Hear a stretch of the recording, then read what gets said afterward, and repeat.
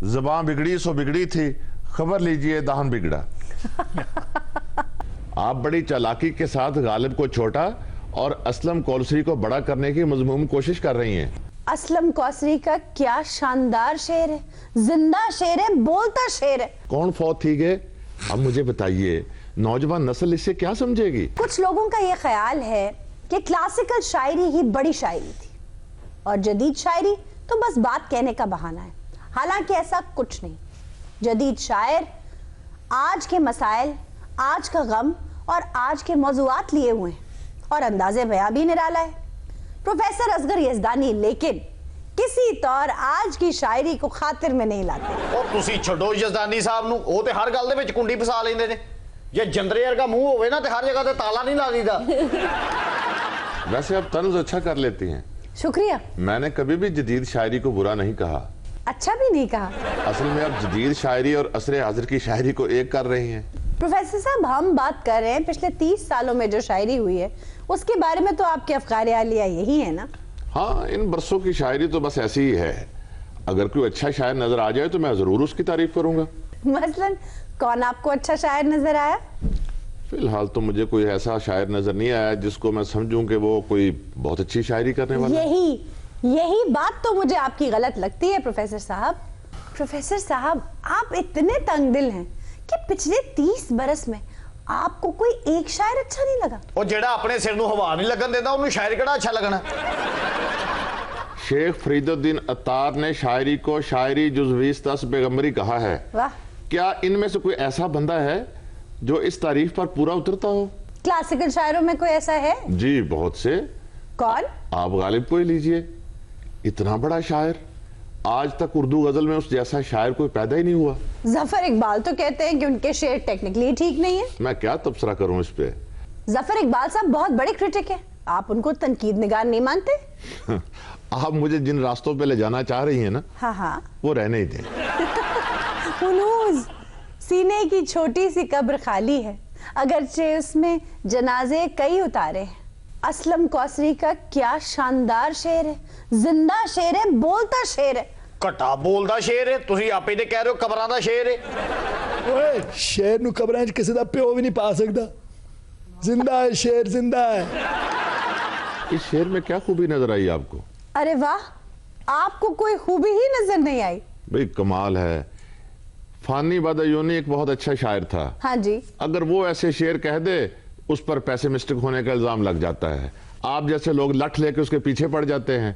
असलम कौसरी के शेर में पता नहीं क्या आपको जहाने मानी आबाद नजर आ रहे हैं। प्रोफेसर साहब, समाज में जीने के लिए सीने में छोटी सी कब्र बनानी पड़ती है जहां दूसरों की कोताहियों को दफन किया जा सके। मैं आपके अच्छे ख्यालात की कदर करता हूँ, लेकिन मुझे यकीन है कि असलम कौसरी को कतई ये पता नहीं होगा जो आप कह रही हैं। प्रोफेसर साहब, कमाल करते हैं आप। शायर किसी नजरिए के तहत थोड़े शेर कहता है। भाई नजरिया ना सही, अगर उसकी मुराद यही है जो आप कह रही हैं, वो अच्छे अल्फाज में भी बयान कर सकता था। इन अल्फाज में तो शेरियत ही नहीं। अभी ये सोनी मेरे कान में कह रही थी कौन फौत थी गए। अब मुझे बताइए, नौजवान नस्ल इससे क्या समझेगी? वाह वाह, मरते हैं आरजू में मरने की, मौत आती है पर नहीं आती। भाई वाह, आपके हिसाब से तो बड़ा आमियाना शेर हुआ। नहीं नहीं, बहुत खूब शेर है।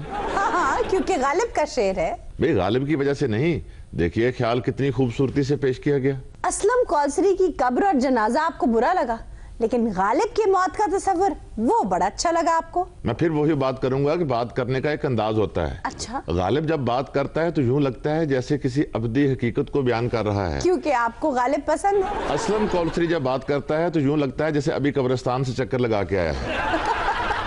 हालांकि असलम कौसरी के शेर में कब्रिस्तान का तो जिक्र ही नहीं है, उसमें तो समाज की बेमुरव्वती का जिक्र हो रहा है। भाई दयानतदारी से कहिए, शेर पढ़ के फौरी तौर पर तवज्जो तजहीज़ों तकफीन की तरफ नहीं जाती? बिल्कुल जाती है, जैसे गालिब के शेर में बिस्तरे मर्ग पर पड़े शख्स की तरफ जाती है। भाई नहीं नहीं, आप बड़ी चालाकी के साथ गालिब को छोटा और असलम कौसरी को बड़ा करने की मज़मूम कोशिश कर रही हैं। आयशा, वैसे आपको शायर होना चाहिए। अच्छा। वो शायर जिनको कोई नहीं सुनता, कोई नहीं पढ़ता, आप उनकी शरह लिखें ताकि उनकी कोई अहमियत बन जाए। अच्छा। अफलातून यही कहकर शायरों को रद्द करता था। अच्छा। कि शायर जो बात करते हैं उनको खुद नहीं पता होता, ये लोग जब जाके बताते हैं वो कहते हैं नहीं भाई हमें तो नहीं मालूम, یہ میں نے بات کہی نہیں ہے. واہ واہ پروفیسر صاحب, اپنی تنگ نظری میں آپ افلاطون کو بھی گھسیٹ لائے, حالانکہ وہ شاعری کو مخرب الاخلاق کہتے ہیں. پروفیسر صاحب, ہاں میں ملانا, میرے اجداد کی سنت, ہم صدیوں سے تائید کنندوں کی طرح ہیں. واہ واہ, بھائی کیا ہی اچھا ہوتا کوئی شعر سناتے. اچھا, اس کا مطلب ہے کہ یہ شعر ہی نہیں ہے. تو یہ شعر ہے اور گھر کے حالات بتا رہے ہیں آپ کو. مجھے تو ایسے ہی معلوم ہوا ہے. چلا رہا ہوں سمندروں کے وصال سے, کئی لذتوں کا ستم لیے جو سمندروں کے فسوں میں ہے. بھائی کیا بات ہے, خوب. یہ آپ کو بڑا اچھا لگا کیونکہ راشد نے کہا, حالانکہ بات وہی ہے جو وہ کہہ رہے ہیں. بات بھی تھوڑی سی مختلف ہے. الفاظ کی بندش اور مصروں کی روانی دیکھیے, کیا دل میں اترتے جاتے ہیں. آہا, بھائی وہ غزل ہے, یہ نظم ہے, یہ فرق تو ہونا تھا.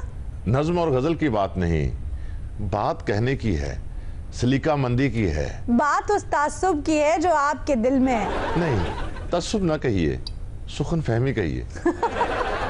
دیواروں بام و در کو ضرورت نہ تھی میری, واہ, سچ بول کر بھی دیکھ لیا ان کے سامنے. اعتبار ساجد.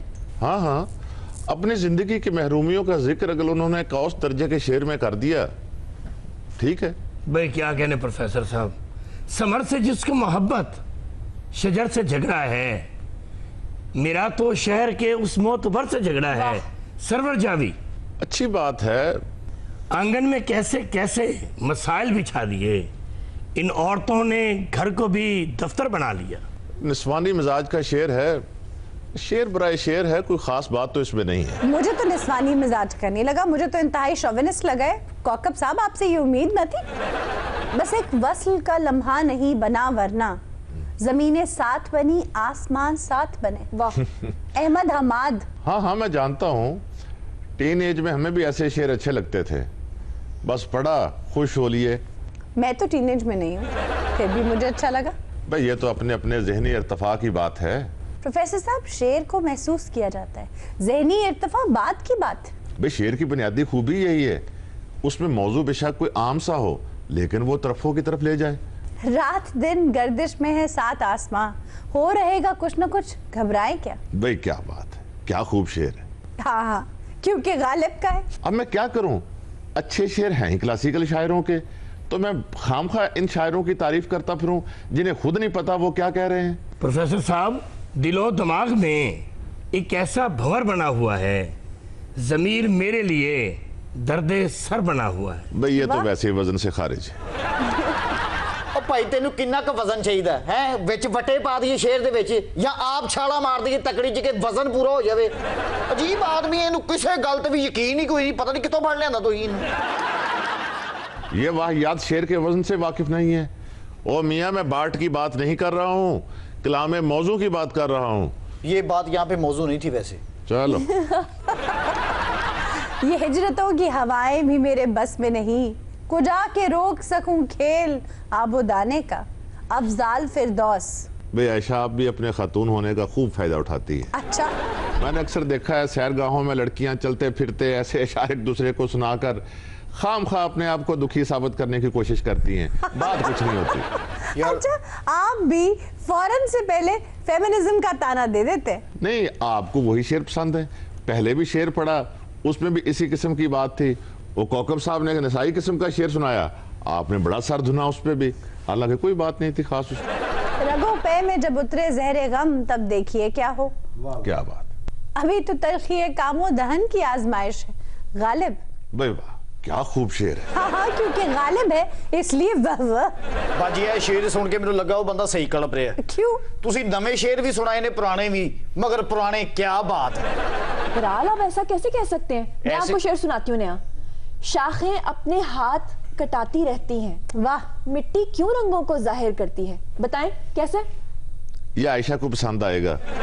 ویسے آپ کا شعری ذوق اچھا ہے, کلاسیکل شاعروں کے شعر آپ بڑے مزے سے پڑھتی ہیں, لیکن پتہ نہیں آپ کیوں جدید شاعروں کی دلدل میں پھنسی ہوئی ہیں. یہ نئے شاعر دلدل ہے پروفیسر صاحب. بھئی جس سے کچھ حاصل نہ ہو, انسان ایسے مٹی میں لوٹتا پھرے تو دلدل ہی ہے, اور کیا. اور مٹی دے ویچ شاعر نہیں کھوتے لیڑ دے نے, اور میں تیری عزت کرنے نہیں لگا سا تو پھر میرے دلوں لاتھ گئے ہیں. لیجئے, اب آپ خوش ہیں. زبان بگڑی سو بگڑی تھی, खबर लीजिए दाहन बिगड़ा। ਪਹਾੜੀ ਇਲਾਕੇ 'ਚ ਨਾ ਇਹੋ ਜਿਹਾ ਬੰਦਾ ਖੋਤੇ ਤੇ ਬਹਿ ਕੇ ਜੜੀਆਂ ਬੂਟੀਆਂ ਇਕੱਠੀਆਂ ਕਰ ਰਿਹਾ ਹੁੰਦਾ